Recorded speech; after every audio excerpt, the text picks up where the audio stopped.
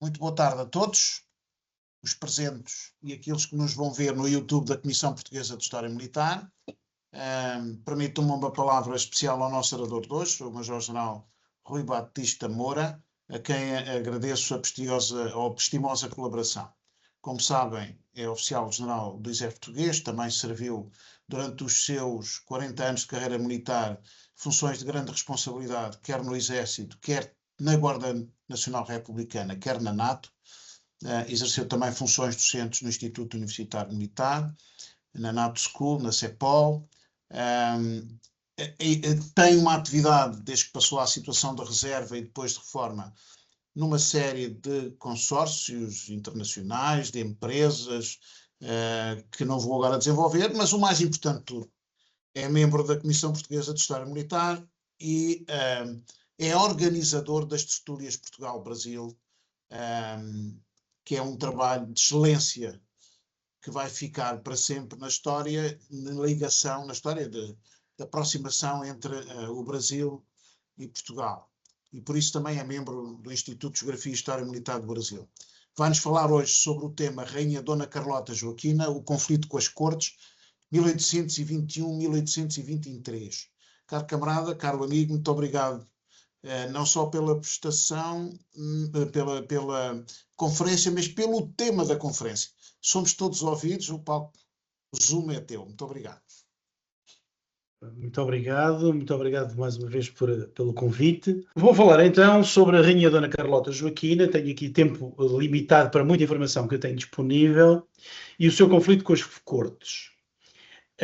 E vou-me situar muito especificamente no período de 1821 a 1823. A Rainha Carlota Joaquina e este conflito com as cortes começa ainda no Brasil e no Rio de Janeiro. E, portanto, há um conflito inicial e prolongado, quer no Rio de Janeiro, quer depois em Lisboa, com as Cortes Gerais, ou no Soberano Congresso, que está reunido para fazer a Constituição, a primeira Constituição monárquica liberal após a Revolução de 1820 e que termina os seus trabalhos em novembro de 1822. Mas também e pontualmente na fase inicial das Cortes Ordinárias da Nação Portuguesa durante o mês de dezembro de 1822, como veremos. Se nós formos hoje em dia ao edifício do Parlamento, na sala das sessões, existe uma luneta muito bonita que tem um óleo de veludo salgado pintado entre 1919 e 1920, que tem exatamente e reproduz esta primeira fase das Cortes Gerais. Todos estes quadros que pertencem ao Museu da Assembleia da República e que ornamentam hoje os corredores da Assembleia são muito interessantes porque conhecemos todos estes atores. E todos estes atores têm muito a ver também com aquilo que se passou relativamente à rainha. Mas não é só em Portugal, é também no Brasil, no próprio Museu Paulista em São Paulo, existe este óleo, também de 1922, onde um deputado às Cortes, António Carlos de Andrade, deputado brasileiro, confrontava Borges Carneiro. Foram momentos de tensão muito grandes e não apenas com Carlota Joaquina. Eu vou fazer isto quase como uma peça teatral. E começamos com um prólogo. E o prólogo começa exatamente ainda no Rio de Janeiro, com a princesa do Brasil, Carlota Joaquina, que na realidade aparece retratada no Rio. Consta que não gostaria muito da sua situação no Rio de Janeiro, mas é fundamental perceber que ela era simultaneamente uma princesa Bragança e uma princesa Bourbon. E face a isso, é muito interessante que em 1812 ela escreva uma carta ao Conselho Supremo da Regência das Espanhas, em nome de Fernando VII, onde ela, nessa carta, se regozija com a boa e sábia Constituição que tinha acabado de ser aprovada em Cádiz. E, portanto, ela, no fundo, com esta carta, dá um apoio circunstancial, como é óbvio e evidente, um apoio circunstancial à Constituição de Cádiz de 1812. E ela considerava, na altura, a base fundamental da felicidade e da independência da nação. e diz mesmo que, observando exatamente esta Constituição, venceremos e aniquilaremos de um golpe o tirano usurpador da Europa, que era Napoleão. Esta carta, mais tarde, virá a ser chamada quase 10 anos depois, em que ela, pelos vistos, ainda em princesa, circunstancialmente dava um apoio à Constituição de Cádiz, muito provavelmente tendo em vista também tomar de posse, ou digamos assim, assumir também a própria regência das colónias espanholas na América do Sul, até porque o seu irmão e o seu pai estavam retidos por Napoleão e foi colocado no trono de Madrid um familiar irmão de Napoleão. Passemos então ao primeiro ato. E o primeiro ato é no Rio de Janeiro. É no Rio de Janeiro, no Rocio do Rio de Janeiro e no Teatro de Dom João, onde as tropas portuguesas, unidades de regimentos, quer portugueses, quer de tropas brasileiras, se deslocaram para, no fundo, exigir dos Braganças uma aceitação provisória das bases da Constituição.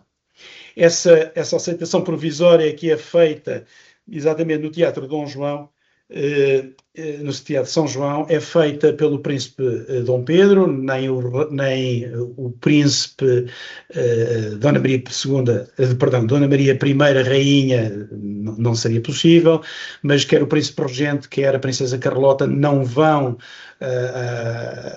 ao Rocio do Rio de Janeiro, mas vai Dom Pedro.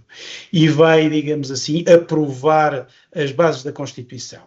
É interessante ver esta data, porque estamos em finais de fevereiro, no entanto, é só a 9 de março que em Lisboa só é aprovada as bases da Constituição. Na realidade, no Rio de Janeiro, aquilo que é aprovado, ou digamos assim, é jurado, ou que vamos aprovar isto, são as bases da Constituição de Cádiz. E as bases da Constituição, que seria só aprovada a 9 de março de 1821 em 37 pontos, eu destacaria alguns aspectos.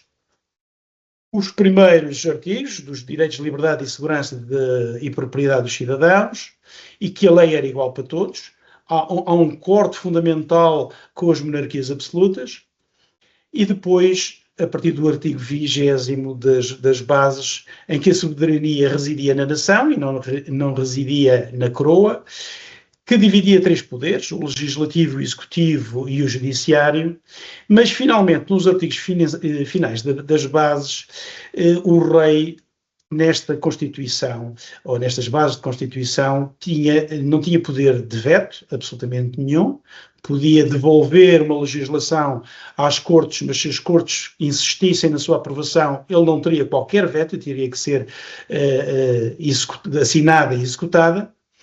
E, por outro lado, o rei nem podia assistir às sessões, nem poderia dissolver as Cortes. E, portanto, era uma Constituição, ou as bases para uma Constituição muito semelhante à Constituição de Cádiz de 1812, na qual o rei tinha um papel muito secundário.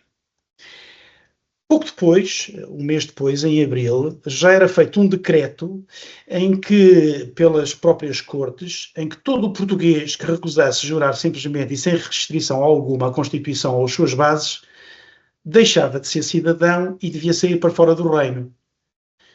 E, pouco depois, a 5 de abril, a própria regência em Lisboa vai mandar executar aquele decreto, dizendo que todo o português que recusar jurar a Constituição às suas bases, simplesmente e sem restrição, haja por isso de sair imediatamente do território nacional, porque deixa de ser cidadão aquele que assim o não cumprir. Portanto, aqui dizer que a retirada da qualidade de cidadão e a expulsão do território nacional não foi uma coisa desenhada e aplicada para a rainha, foi uma coisa destinada e aplicada para qualquer cidadão que se recusasse a assinar a Constituição e a jurar a Constituição. Passemos então ao segundo ato. E o segundo ato começa com o regresso do Brasil ainda em 1821, em que a Casa de Bragança parte do Rio de Janeiro, deixando o príncipe Dom Pedro para trás, e que vai um ano e meio depois conduzir à independência do Brasil, e depois à chegada a Lisboa nos primeiros dias de julho. É muito interessante porque o barco real entra no Tejo, mas não podem desembarcar. O rei não pode desembarcar. É uma deputação das cortes e da própria regência que se dirigem ao barco e acompanham Dom João na saída e na chegada a pé firme no Terreiro do Paço, onde é feita um beijamão esse das entidades mais conhecidas. É interessante que neste desenho não vemos, obviamente, a rainha, nem as princesas, nem qualquer imagem feminina. Era um ambiente extraordinariamente masculino.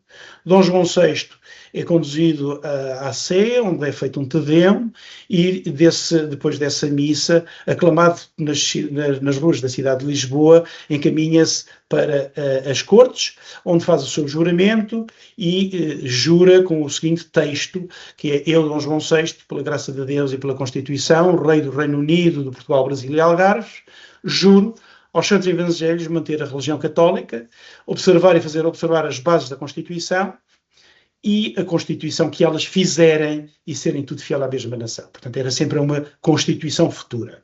É apenas o rei que o faz. E também é importante se perceber que alguns dos acompanhantes do rei, principalmente alguns dos seus ministros, que tinham vindo do Rio de Janeiro, não são autorizados a desembarcar em Lisboa. Ficam mais cerca de 6 dias embarcados e depois deixam-nos desembarcar, mas são todos eles colocados a pelo menos 20 léguas de Lisboa para não interferirem no decorrer da política da época.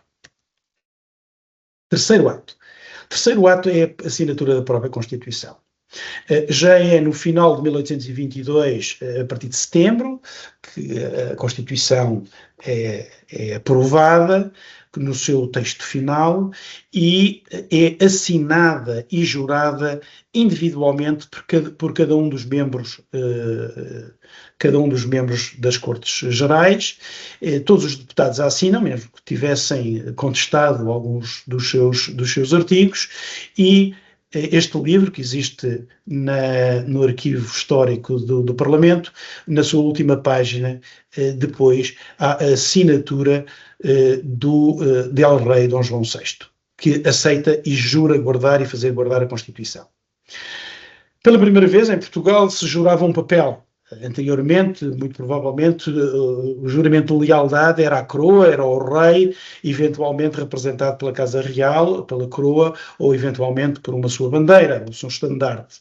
Pela primeira vez, havia o juramento a um documento.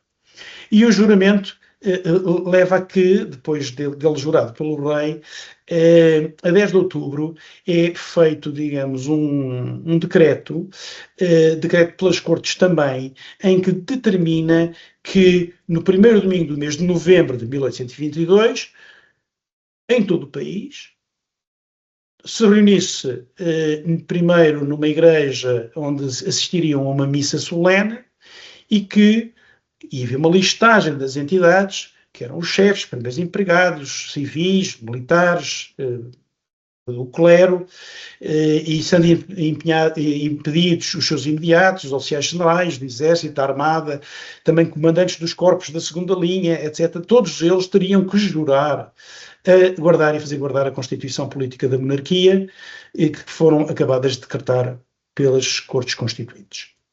E, mais uma vez, neste decreto, no seu ponto 13º, todo aquele que, sendo obrigado pelo presente decreto a jurar a Constituição, recusar cumprir tão religioso dever, perderia a qualidade de cidadão e sairia imediatamente do território português. Portanto, foi sempre seguido este facto da perda da cidadania e da expulsão do território. Bem, e então Dona Carlota vai recusar. Mais do que uma teimosia, veremos que é uma posição política que vem desde o próprio Rio de Janeiro e se prolonga até aos últimos dias, com todas as consequências. Interessantemente, existe um relatório, esse relatório tem todos estes documentos, que vou passar um bocadinho, porque não temos muito tempo, vou passar um bocadinho sobre todos estes documentos que existem neste relatório, que depois foi depositado nas próprias Cortes ordinárias. e começa com uma nota verbal. A nota verbal é uma nota verbal à rainha, são 3 ministros que são enviados pelo rei a Queluz para, no fundo, fazer a execução da lei e informar a rainha que perderia a qualidade de cidadão e teria que sair do reino se não houvesse juramento até o dia 3 de dezembro. E estes ministros foram Filipe Ferreira de Araújo, foi Silvestre Pinheiro Ferreira e Inácio da Costa Quintela. Ministros que tinham relativas boas relações com a rainha e que interagiam com a rainha e tinham interagido com a rainha noutras ocasiões. Todos eles, de certa forma, ministros de Dom João VI, mas também, de certa forma, impostos ao próprio rei Dom João VI pelas cortes para esse governo que apoiava Dom João VI. O documento número 2 é também um registro das declarações da rainha em Queluz, em que ela vai dizer que já havia mandado dizer ao rei que não jurava, que tinha assentado nunca jurar em sua vida, nem em bem nem em mal, o que não era nem por soberba nem por ódio às cortes, mas sim porque uma vez o tinha dito e uma pessoa de bem não se retratava. Acrescentando, curiosamente, que uma pessoa doente que bem sabia da lei e conhecia a pena que ela impunha e que estava disposta para isso. Ela assumia completamente o facto de não jurar a Constituição e assumir as penalizações. Então, no Palácio da Bem Posta, o Filipe Ferreira de Araújo faz uma portaria para convocar o Conselho de Estado que se vai reunir no Alfeite. Portanto, dá conhecimento da nota verbal e da resposta da rainha e convoca o Conselho de Estado para 29 de novembro com a presença do rei, exatamente do Palácio do Alfeite. O documento número 4 representa exatamente uma carta enviada 2 dias antes do Conselho de Estado, uma carta enviada do governo para a rainha, em que informa a rainha que caso não jure até dia 3, seria forçoso o governo cumprir a lei e teria de sair do reino. E pela primeira vez faz uma pergunta: qual é o país estrangeiro a que a rainha se destina? Começa aqui sim uma questão muito interessante, que é a questão do impacto internacional que isto iria ter. A rainha era mulher de um rei, era rainha, era mulher de um rei, era também irmã e filha de rei, e portanto ir para qualquer país estrangeiro teria as suas consequências, quer para as representações portuguesas nesses países, quer para as próprias casas reais desses países.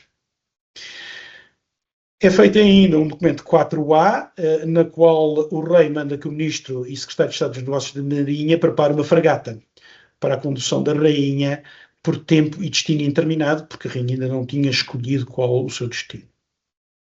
O documento número 5 é uma resposta da rainha a 28. E eu registro, não tem números, é uma carta, na qual a rainha diz que já tinha feito a solene e formal declaração que não jurava, que estava pronta a executar o que o rei mandava em virtude da lei, acrescentando ainda que era muito doente, e como todos sabem, e que é de direito natural a conservação da vida, e a partir daí ela diria que estaria em risco de vida se tivesse que fazer, durante o inverno, um deslocamento, e que estava pronto para retirar para a Quinta do Ramalhão, com as 2 filhas. Ia respondendo ao quesito do governo, dizer que a sua intenção era ir para Cádiz por mar, por ser mais suave e atendendo à falta de saúde e às forças que tinha. O documento número 6 é um parecer do Conselho de Estado. O Conselho de Estado que se reúne exatamente no Palácio do Alfeite, na qual a maioria é de parecer que se deveria remeter a decisão ao Poder Judicial, e, portanto, não deveria ser o governo a tomar a decisão, nem as Cortes. As Cortes tinham feito a lei, havia uma dúvida sobre a aplicação da lei e, portanto, eram os juízes que deveriam tomar posição. No entanto, Brancamp e Moura discordavam, diziam que a lei era perfeitamente clara e então houve uma unanimidade de remeter às Cortes a questão de adiar a partida do reino pelo estado de saúde da rainha.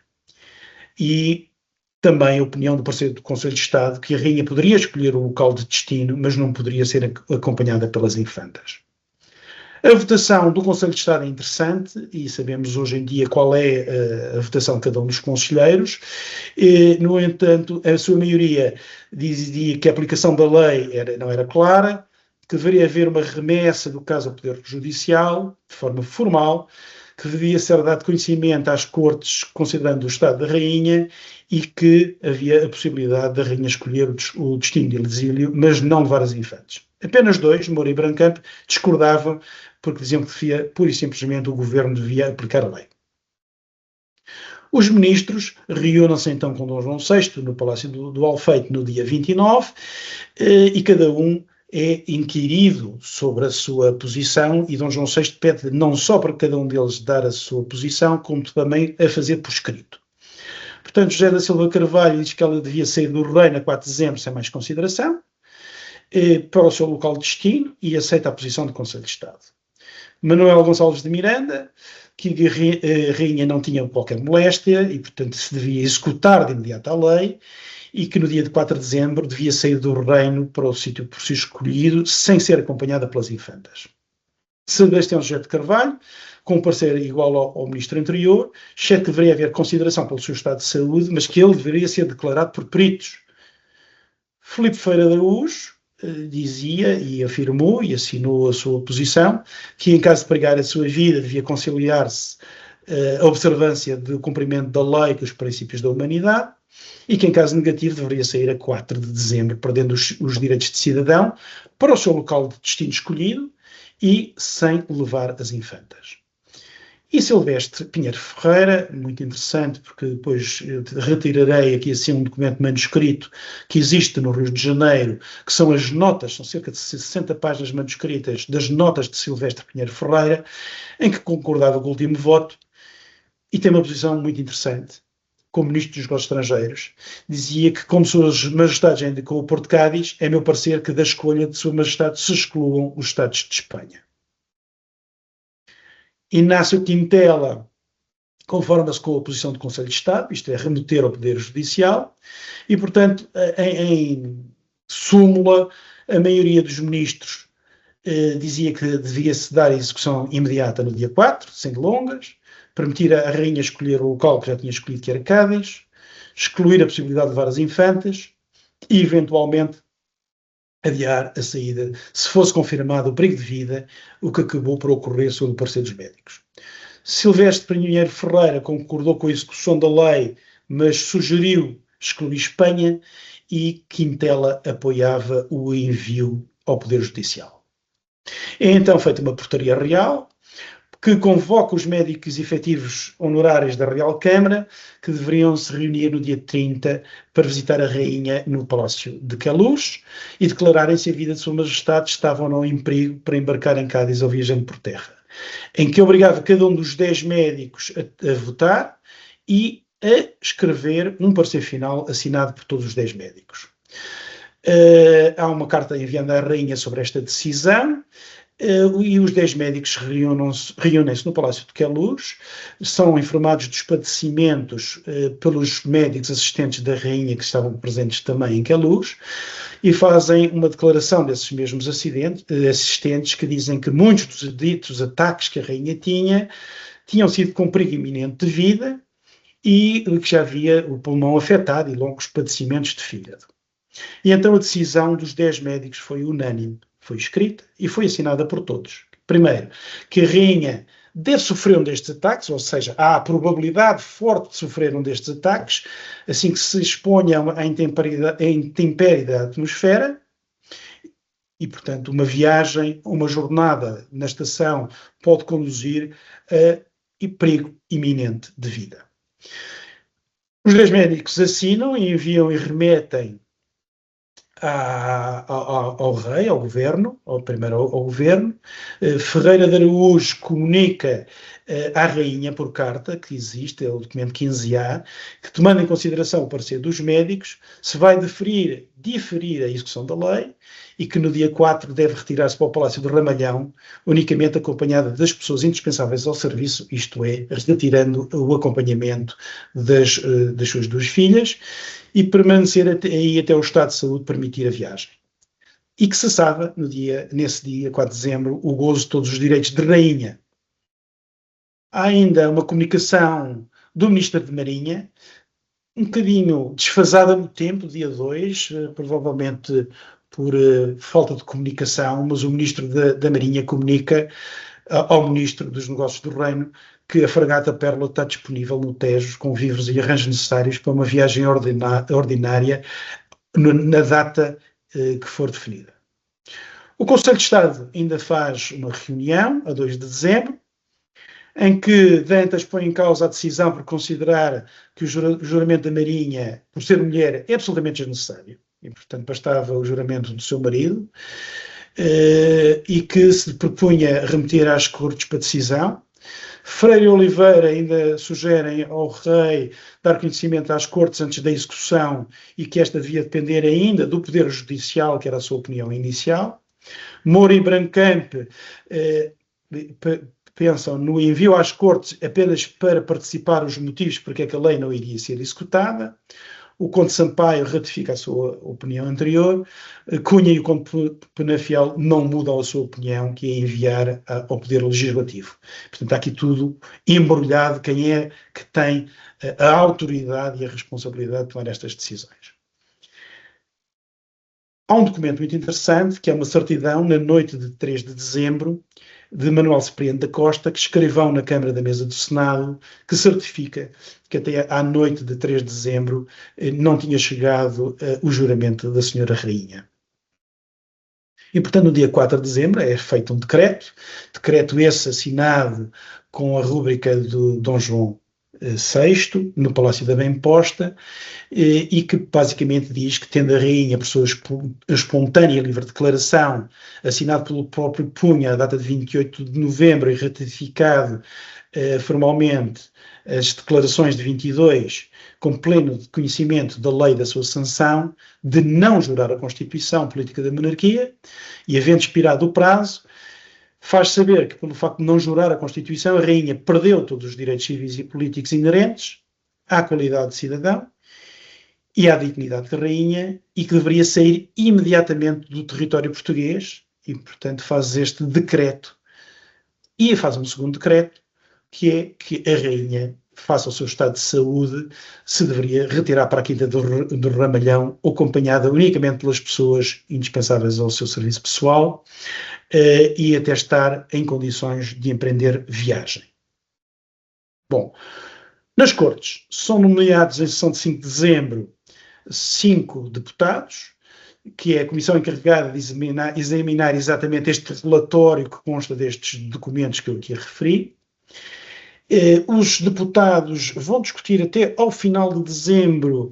Praticamente todos os deputados tomam posição, com uma posição muito firme e muito forte de José Acúrcio das Neves, que é acompanhado inclusive de outros deputados, que defendeu uma leitura rigorosa e legalista da Constituição, e dizendo que o governo excedeu as suas competências, não podiam aplicar qualquer tipo de sanção sem sentença de uma autoridade competente, que era o Poder Judicial. Faz um longo texto, que é chamado Indicação, que dirige às Cortes e assinado por 5 deputados, em que essencialmente diz que há uma violação do processo legal, que há uma crítica ao abuso do poder do Executivo, há uma defesa da separação de poderes e uma proposta de reversão imediata do processo, restituição à Rainha à liberdade, aos seus direitos e à sua casa. E tem uma grande preocupação com a imagem do rei e da nação internacionalmente, essencialmente internacionalmente. Até 27 e 28 de dezembro continuam múltiplas declarações nas Cortes. Na realidade, há deputados que dizem que é um capricho de mulher dizer que não juro porque não quero, que Dona Carlota recusava jurar a Constituição e por isso mostrava um ódio e um desprezo ao Sagrado Código da Liberdade.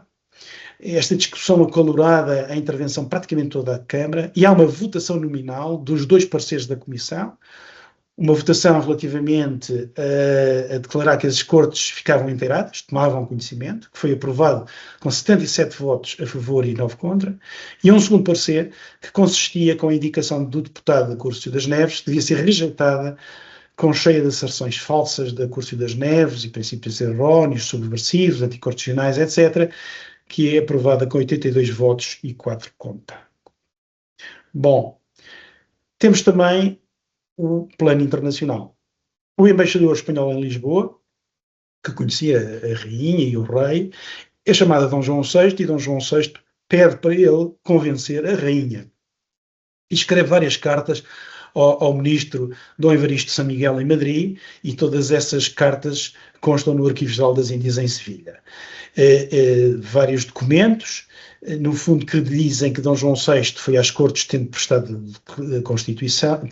o juramento à Constituição, e que até lo dijo e levantando el sombrero e vive el soberano Congresso, isto em outubro de 22, mas depois uma série de documentos em que informam Madrid que a rainha não quis prestar juramento, que a rainha Dona Carlota ainda não prestou juramento, que o rei manifestou-lhe desgosto de não ter a rainha prestado juramento à Constituição, a ele, embaixador, tendo-lhe pedido a 25 de novembro para interceder junto da rainha, que ele se deslocou a Queluz e tendo falado com a rainha, e que a rainha, perante ele, recusou-se terminantemente a prestar este juramento, e que os ministros não conseguiam mover do seu propósito, e que também uma carta já a 4 de dezembro, que presidindo Dona Carlota Joaquina no capricho de não querer prestar juramento, o governo resolveu executar a lei de expatriação.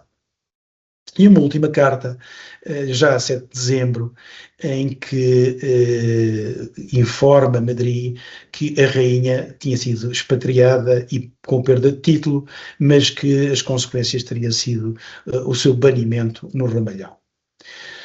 Regresso então aqui às notas do Ministro e Secretário de Estado dos Negócios Estrangeiros, que estão 60 páginas manuscritas no Rio de Janeiro, muitíssimo interessantes, onde ele aborda todo este problema, onde ele escreve nas suas notas que não é pequeno o aperto em que neste momento se acha o governo del Rei, porque havendo Sua Majestade a Rainha formal e solenemente recusado gerar a Constituição, de modo que, estando a expirar dentro de poucos dias o prazo fixado pela lei, se vê o governo na dura necessidade de cumprir a sanção da mesma lei, que priva da qualidade de cidadão e ordena que se faça ir imediatamente dos Estados portugueses.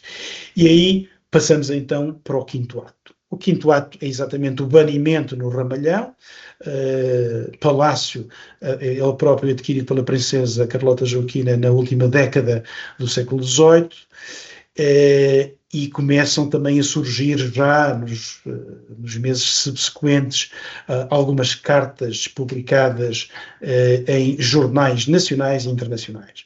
Há uma muito interessante, publicada em Lisboa em fevereiro de 1823, na Trombeta Lusitana, que faz a reprodução de uma carta publicada em Inglaterra, do St. James Chronicle, em que é uma carta da rainha, que é reproduzida em Portugal, que depois é considerada apócrifa, mas a rainha nunca desmentiu a realidade desta carta, na qual a própria rainha diz que é uma carta da rainha a Dom João VI, e que diz: de todo o meu coração vos perdoo, e me compadeço de vossa majestade, todo o meu desprezo e aversão ficará reservada para os que vos rodeiam e que vos enganam. E na terra do desterro eu serei mais livre que vossa majestade em vosso palácio. Eu levo comigo a liberdade, o meu coração não está escravizado. É muito interessante de saber também que houve mesmo publicado na imprensa em Lisboa que esta carta que tinha sido publicada era uma carta apócrifa, foi contestada, foi considerada por fontes oficiais, incluindo publicada no Diário de Governo, mas nunca foi contestada pela própria. No entanto, esta carta foi reproduzida numa série de jornais europeus. E esta carta teve um forte impacto simbólico, apresentando a rainha como uma mártir da resistência ao constitucionalismo brutal, que pura e simplesmente queria apenas que o rei fosse um sancionador de todos os atos definidos pelas próprias cortes, e isto contribuiu para alimentar um discurso das forças absolutistas dentro e fora de Portugal. no Diário de Governo é muito interessante, mas também outras cartas, uma própria carta da rainha, que tinha sido retirada não só e banida para o Ramalhão, em Sintra, não só sem os seus privilégios de rainha, mas também sem direito a aceder ao próprio cofre e caixa da Casa da Rainha, e, portanto, vários cidadãos vão oferecer exatamente o dinheiro para a constituição da Casa da Rainha, para ela sobreviver, e, por exemplo, isto é uma carta do próprio punho da Rainha, de 15 de fevereiro de 23, em que dá, digamos, o seu tesoureiro-geral da sua casa agradecer a um cidadão os 600 mil reis por mês, que lhes, para suprimento das minhas despesas em atenção às urgentes circunstâncias em que me acho para poder subsistir. Aceitando o donativo, agradecendo, e a ordenar ao tesoureiro que fosse pessoalmente fazê-lo o agradecimento em seu nome, já que ela não poderia sair do Ramalhão, e garantia o mais restrito sigilo sobre esta matéria. Portanto, houve também um movimento de apoio à rainha.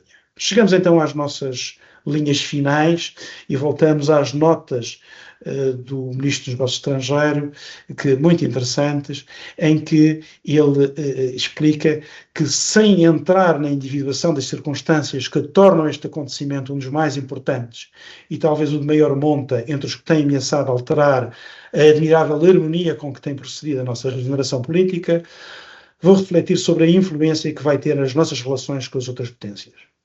O partido que, debaixo dos princípios da mais rigorosa moral pública, fomos obrigados e continua essencialmente a tomar estas notas, ele, Ministro dos Negócios Estrangeiros, o problema que tinha. Foram escritas cartas e enviadas cartas para todos os embaixadores de Portugal nas principais cortes da Europa, em Madrid, em Londres, em Paris, no Vaticano, em Viena, dando instruções para receber a rainha, se caso fosse o caso, para obter informação junto dessas cortes se a rainha seria bem-vinda ou não bem-vinda, para poder ter a possibilidade, até porque é Silvestre, que como bem se recordam, que tinha proposto que a rainha não fosse para a Espanha. É também muito interessante um artigo publicado no Punhal dos Corcundas, onde fala exatamente da posição de recusa do juramento da Constituição da muito alta e muito poderosa rainha Dona Carlota Joaquina, e é muito interessante que a rainha vai estar no Ramalhão até à Vila Francada. E é na noite da Vila Francada, 31 de maio de 1923, que Dom João VI escreve uma carta do Paço de Vila Franca, dirigida ao seu amor, informando que tinha partido da bem posta com o último regimento que restava em Lisboa, que não tinha ainda tido tropa disponível para mandá-la buscar ao Ramalhão, mas que hoje mesmo o faria com o general Silveira para mandar buscar, terminando com o esposo que muito te ama, João VI. E com isto, e com esta informação, passava então e disponibilizava-me para partilhar algumas outras informações e responder a alguma questão que possa haver. Muito obrigado. Eu, sinceramente, e todos os que aqui estão a ver esta apresentação, eu, pelo menos, fiquei surpreendidíssimo e agradeço imenso pelas fontes primárias que aqui estão, um trabalho que justifica depois a publicação. Já agora ficou o desafio. E é muito interessante, porque se fosse nos dias de hoje, nós tínhamos os canais televisivos com comentadores 24 horas por dia a discutir a questão da rainha. Naquele tempo, dá para ver também que não foi muito diferente em termos daquilo que foi a repercussão para a sociedade portuguesa no seu conjunto.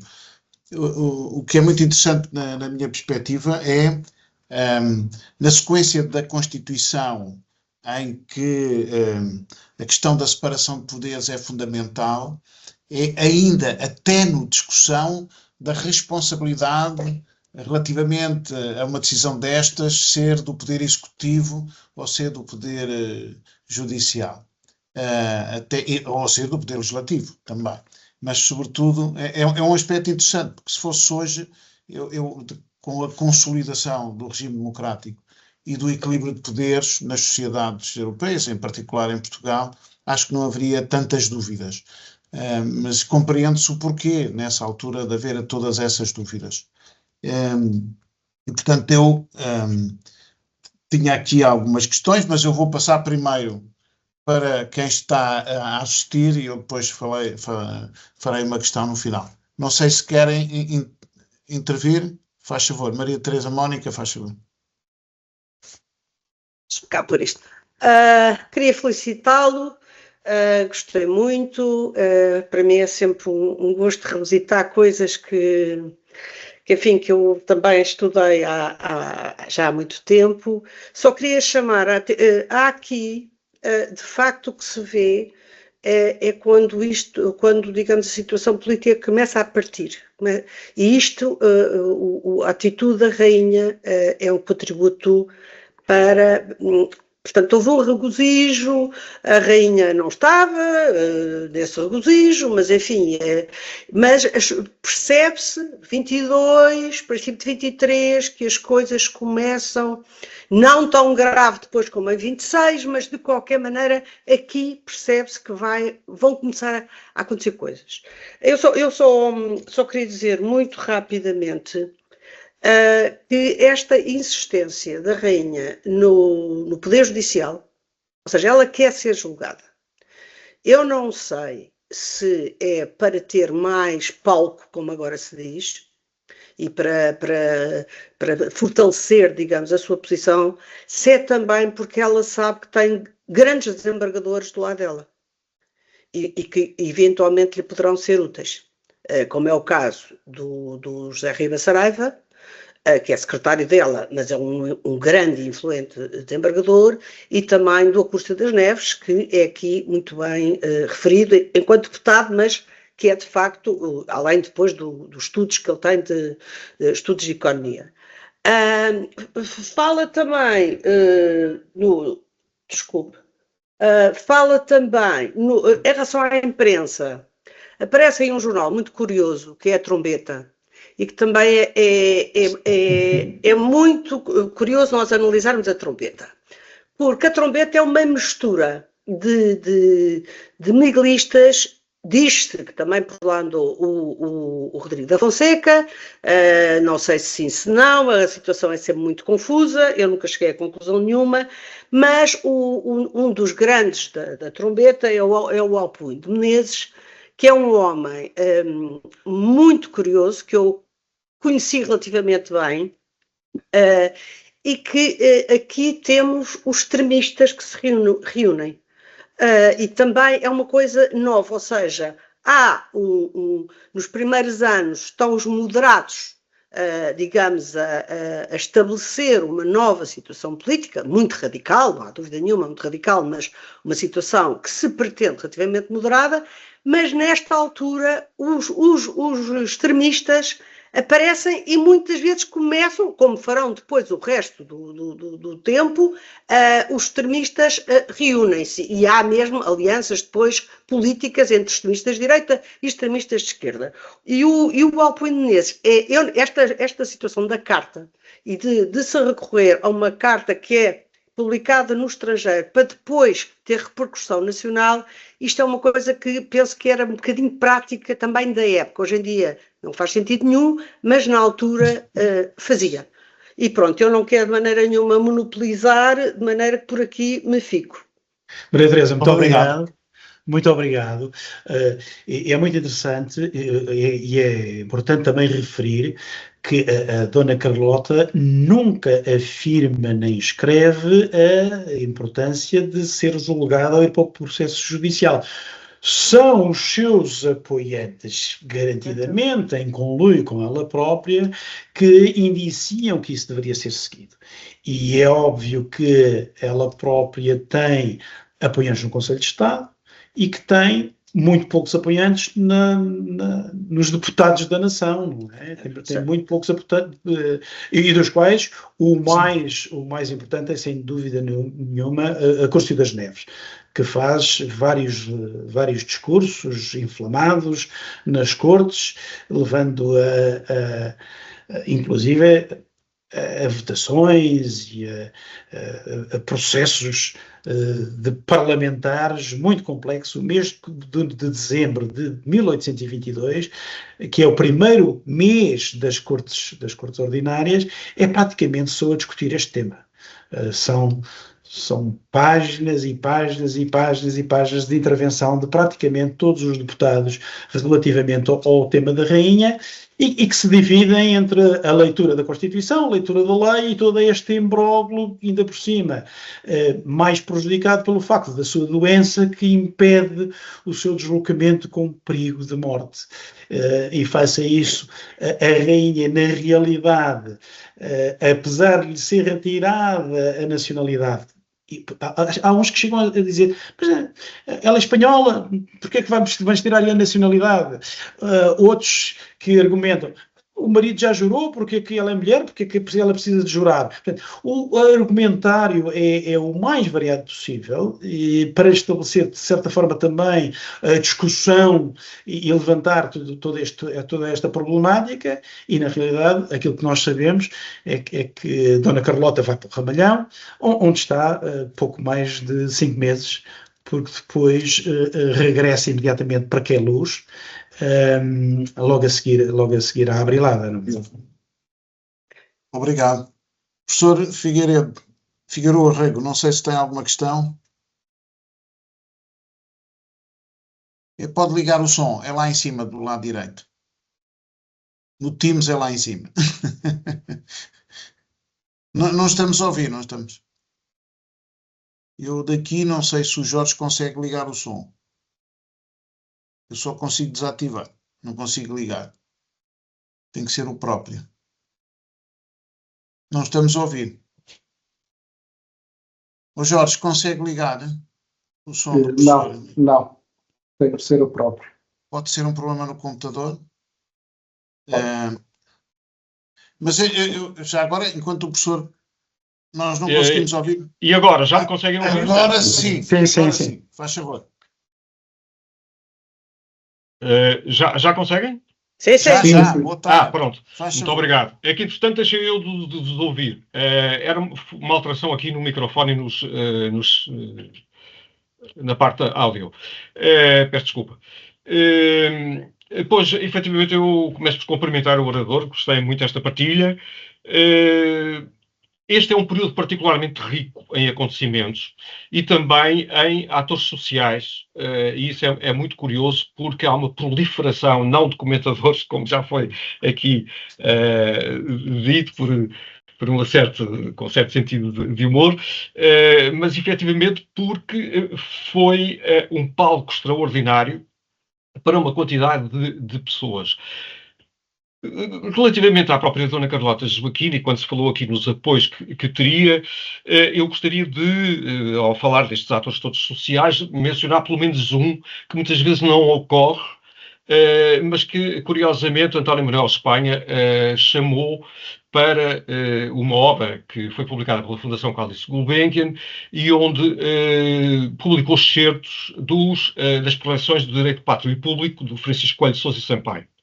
Este desembargador do Paço era um homem realmente interessante, mas publicou contracorrente numa época em que cronologicamente isso já não teria, digamos, sucesso junto de muitas fontes, mas ele publicou uma obra claramente no estertor do absolutismo ideológico.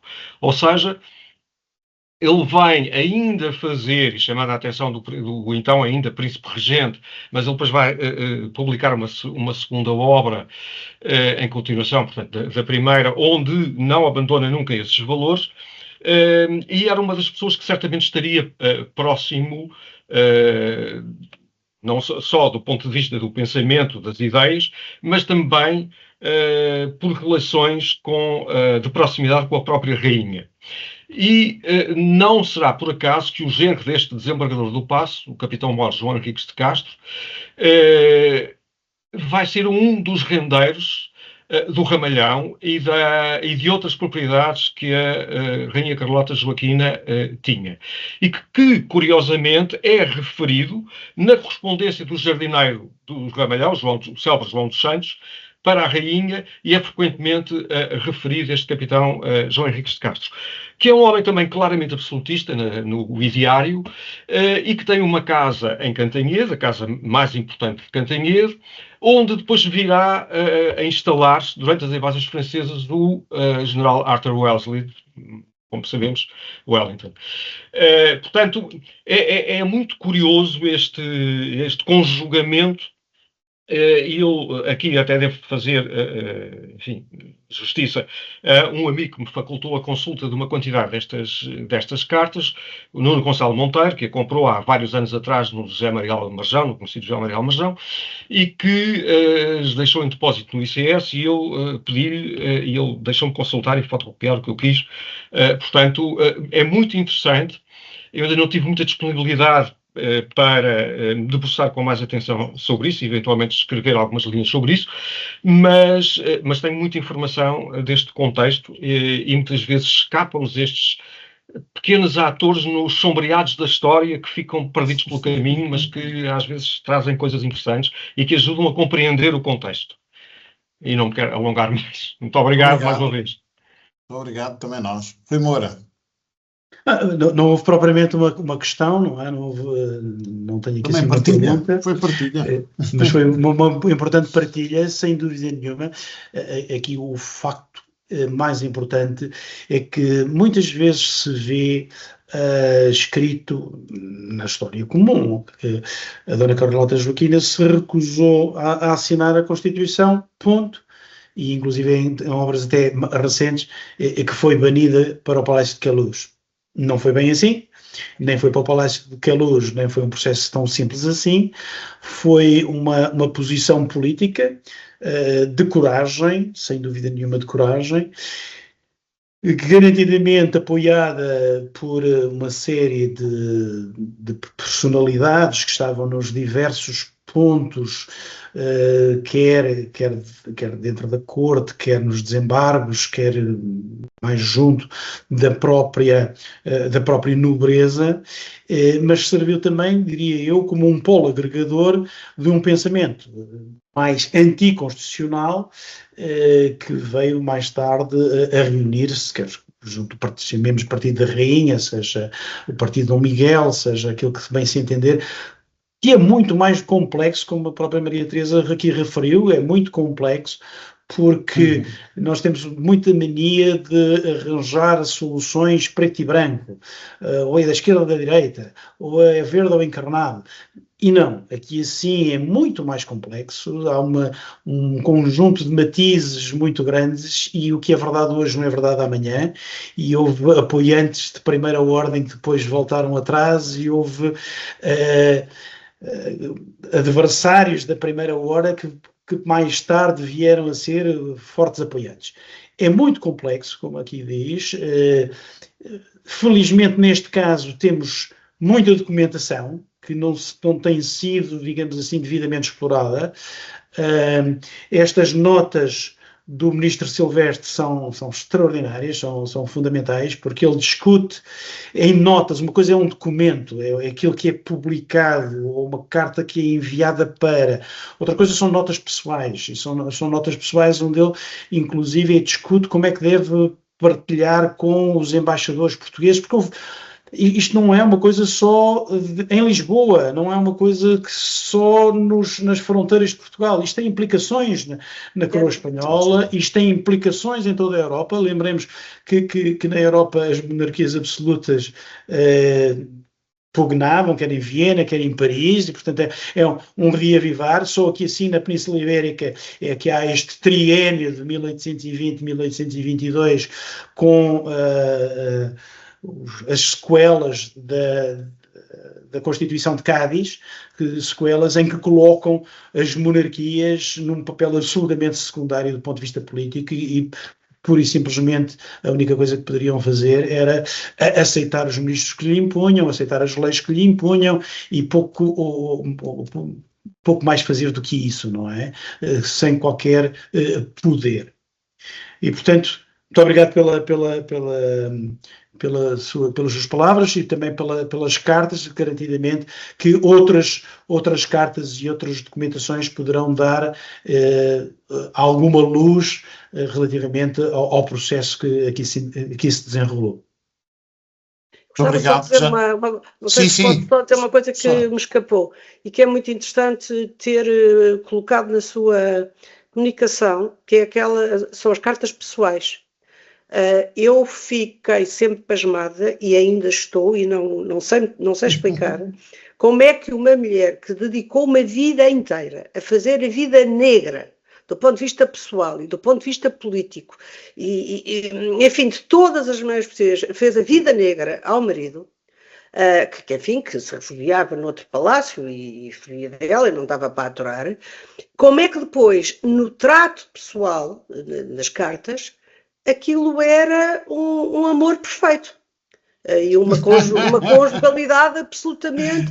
Eu não consigo, ao fim de tantos anos, eu não consigo, espero bem que alguém consiga explicar, porque eu tenho de facto, nunca entendi, confesso, mas ainda bem que pôs aquela carta, porque eu cada vez que tropeço enfim, infelizmente muitas coisas foram publicadas pelo Rubaná e nós sabemos o que ela transmitia do ponto de vista pessoal, aquilo não cola com a realidade, porque ela todos os dias estava a fazer conspirações. Portanto, ou estamos todos enganados e afinal ela queria outra coisa, ou então há ali um trato e umas formas de tratamento, como diria o professor Lindley, e há ali umas formas de tratamento que eu não entendo. Concordo em absoluto. Aliás, eu coloquei essencialmente para provocar também exatamente este contraste, estas contradições, mas temos que ver também em todo este processo e de tudo o que eu leio, o Dom João VI, por exemplo, não seguiu exatamente o parecer do seu Conselho de Estado. O Dom João VI ouve todo o Conselho de Estado, obriga-os a escrever a sua posição pessoal, obriga-os a assinar e ele tenta por todas as formas que a rainha ele já nem queria que ela assinasse ou jurasse a Constituição, ela que assinasse um papel qualquer, uma procuração para ser um dos príncipes a jurar por ela, tentou-se tudo e mais alguma coisa. Ele quis uma pacificação de forma que não fosse imposta a tal lei, que é muito interessante, que essa lei já havia muito antes de haver sequer Constituição ou haver bases, não é? Que era perda da cidadania e expulsão do país.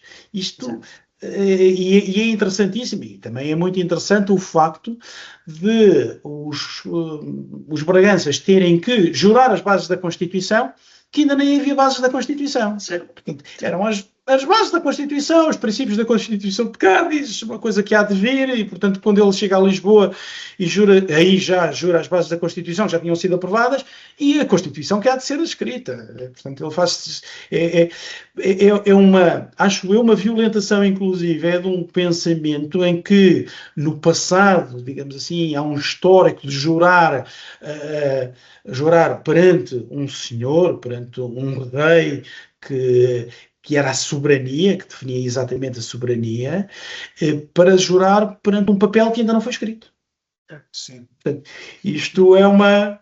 É uma posição de força, é uma posição de força das cortes. Sem dúvida. Eles estavam aterrados, não é? Quer dizer, a páginas tantas eles estavam aterrados com a eventual separação do Brasil, com a situação, sabiam que a Espanha, aquilo era uma balbúrdia e que havia de acontecer qualquer coisa e aconteceu. Enfim, eu penso que aquilo foi uma fuga para a frente, veio aí o rei, nós não deixamos de embarcar alguns que não gostamos, vamos assustá-los, fica lá o Palmela no barco, dali não sai, que a gente não deixa e tal, é uma fuga para a frente, num certo aspecto. Atenção que eu acho que eles não estão assustados na separação do Brasil, pelo contrário, eles não se importam nada que o Brasil se separe desde que eles sejam... Muito Alguns poucos. estão. Muito poucos. Os brasileiros chegam tarde, são muito mal recebidos e depois até têm que fugir para o Funchal. Portanto, Mas eu não estou a falar dos brasileiros, eu estou a falar porque, dos já agora, portugueses de cá. os deputados eleitos pelo Brasil vieram com o Dom João VI. Vieram nesta época.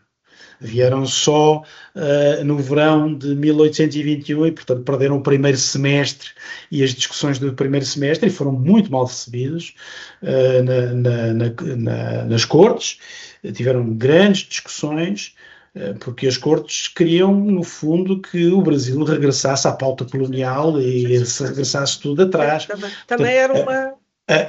Também era uma loucura e, portanto, loucura era completa, regressar. Nesse aspecto, era um regresso ainda mais atrás, quase 20, 30 anos atrás, retirando qualquer poder soberano ao Rio de Janeiro ou às capitais das várias capitanias e dos governos gerais, não é?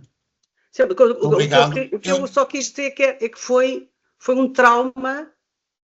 Talvez o maior trauma do século XIX foi a separação do Brasil. Claro. Não interessa agora quais as razões, porque, quer dizer, foi um trauma nacional, porque o país estava devastado, estava-se a pensar que ainda se conseguia restabelecer e, a meu ver, foi um trauma imenso. O Império nunca mais foi o que era. Não, teve consequências económicas vitais. Devastadoras.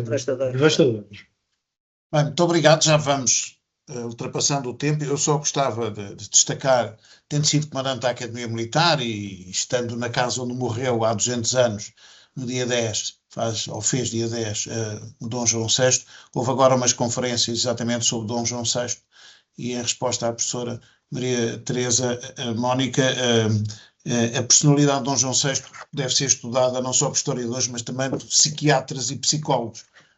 Para perceber aquilo. Eu há pouco estava a ver aquilo, eu já tinha visto coisas destas dele, num período muito complicado em que ela era acusada de tudo. O Rui Moura foi muito simpático e não tem mostrado aqui determinadas coisas, só pôs ali o ponto final na Vila Francada, mas neste período em que ela esteve ali, não só por ter sido comandante e ter tido acesso a documentos que a Dona Paula da Academia me chegou a mostrar, indescritíveis, mas também porque as minhas filhas andaram no Ramalhão, aliás, o Silva Rocha, que mora lá ao lado, andaram no Colégio São José, e foram também elas ouviram histórias. Portanto, a imagem que as minhas filhas têm da rainha é de uma prostituta real. E foi essa. E, portanto, que se sirva digamos, esta intervenção do general Rui Moura também para colocar uma dimensão muito importante, a dimensão política da rainha. E aquilo que a professora Teresa disse há pouco também é importante para nós, foi um alerta, que é essas divisões que aqui tiveram lugar vão ter repercussões enormes depois a partir de 1826, eu concordo. É mais uma. Quando começamos a ver em pormenor, uma coisa é passar a história com factos e outra coisa depois é debater, como fez o Rui Moura muito bem, uma questão estruturante. Isto não é conjuntural. Como foi dito, isto é estruturante naquilo que tem a ver com a conflitualidade, o levar ao extremo a relação entre os absolutistas e os liberais, que depois a gente sabe o que é que veio dar origem. Muito obrigado por esta Já agora, intervenção. se me permites só uma coisa, relativamente a essa imagem que a Dona Carlota Joaquina tem na historiografia, temos que ter a consciência que na época a maledicência, a propaganda, a contra-propaganda, as fake news eram tudo isso muito importantes para valorizar ou desvalorizar determinadas figuras para lhes dar mais ou menos valor.